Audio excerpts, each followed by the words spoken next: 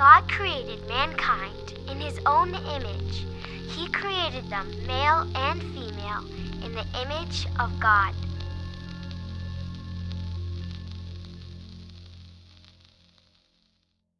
Like a set of new glasses that helps us see the world with greater clarity, the value of human life defines how we see and respond to those around us. From the formation of a child's first tiny cell to life's final breath, all life has dignity and value.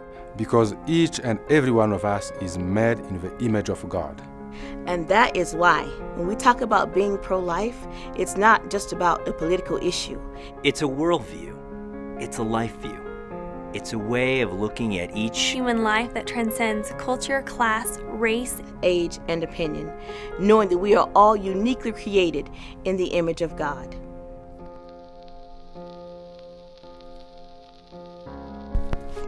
The sanctity of human life is deeply rooted in Scripture and modeled through the life of Jesus Christ, who said, "Whatever you did for the least of these brothers of mine, you did for me."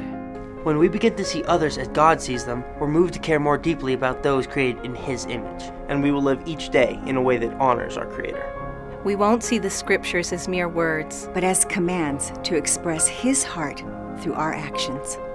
Commands like speak up for those who cannot speak for themselves, and ensure justice for those being crushed, or love your neighbor as yourself. The sanctity of human life speaks to ancient questions that span all of time and every culture. Questions like, who is God? Who am I? Who is my neighbor?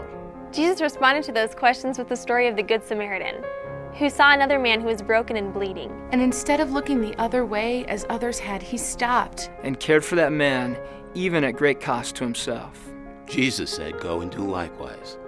Let us see people as God sees them, seeing their needs and having mercy on them, because every person is made in the image of God. Don't be silent in the face of injustice, but be a voice for those who cannot speak for themselves. May we not pass judgment on the woman facing an unexpected pregnancy, but surround her with support, helping her to see the child growing within her as a unique person with a life as valuable as her own. So, reach out to orphans in distant lands, or the foster child in our own backyard, who is waiting, hoping, and praying for a family to call their own. Embrace those with special needs as a special reflection of the image of our Creator God. Let us care for the widow in distress and loneliness. And let us befriend those in prison. Let us shine a light on practices that distort human dignity, like human trafficking and the cycle of poverty that limits God-given potential and dreams. Make sacrifices to meet the needs of those dying preventable deaths because they lack food, medicine, and clean water.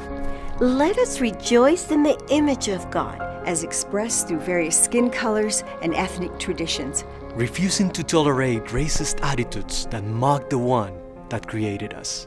Let us choose to see those who disagree with us as God sees them, treating them with respect and dignity, while helping them to open their eyes to see the beauty and value of life. That is what it means to be pro-life. This is why we need to be a voice.